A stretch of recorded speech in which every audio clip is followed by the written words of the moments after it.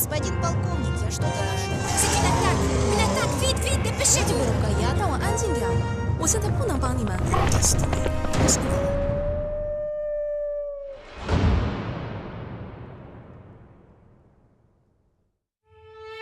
Bien qu'entourée de musiciens dans une grande salle commune remplie de voix et de sons, Elena se sentait très seule. Lorsqu'elle ressentait cela, son refuge était de partir retrouver Ama, le loup. Avec lui, elle se sentait complète, en harmonie avec la vie. À ce moment précis, alors que ses parents étaient en grave danger, que les survivants vivaient en réfugiés dans un souterrain, elle était en état de manque. Comment les hommes en étaient-ils arrivés à une telle distance par rapport aux animaux et par rapport à la nature sauvage?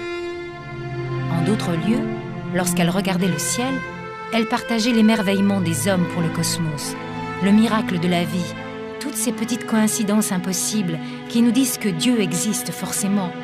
Sinon, comment expliquer de tels mystères? Comment répondre à l'angoisse de la mort? Accepter d'être si peu de choses devant l'univers? Mais le prix à payer était lourd. Les religions écrites par les hommes pour les hommes, gardiennes de la morale et de la doctrine officielle, faisaient des ravages. Élevée dans un pays à dominante catholique, Elena souffrait des conséquences du dogme. Dieu créa l'homme à son image. Car il traçait une séparation claire et infranchissable entre l'homme et les autres espèces vivantes, n'ayant pas le privilège d'avoir été créées à l'image de Dieu. Les explications les plus farfelues étaient proposées pour abaisser la valeur animale. Il n'avait pas de conscience, ne parlait pas. Et pourtant, les preuves scientifiques irréfutables commençaient à arriver, démontrant la conscience animale et la capacité de certains animaux à communiquer par le langage des signes non seulement leurs souhaits et actions, mais également leur sensibilité la plus intime, tels que l'amour, la joie, la tristesse, la solitude et tous les sentiments humains.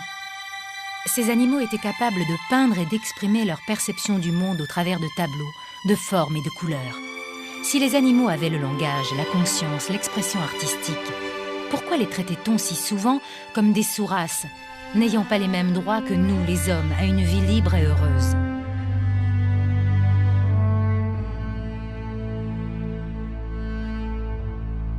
Voici Floriane qui surveille nos écrans de contrôle. Est-ce que l'on sait quand les cavaliers vont rentrer? Ils sont déjà rentrés depuis un quart d'heure environ. Ah bon, déjà? Et ils sont tous là? Je ne sais pas exactement, mais j'ai l'impression que oui. Je vais voir. Elena, tu veux venir? Je vais à l'écurie, tu verras nos chevaux? Bien sûr, avec joie. Cette proposition était comme un retour à la vie. Il y avait donc aussi des chevaux dans ce monde obscur.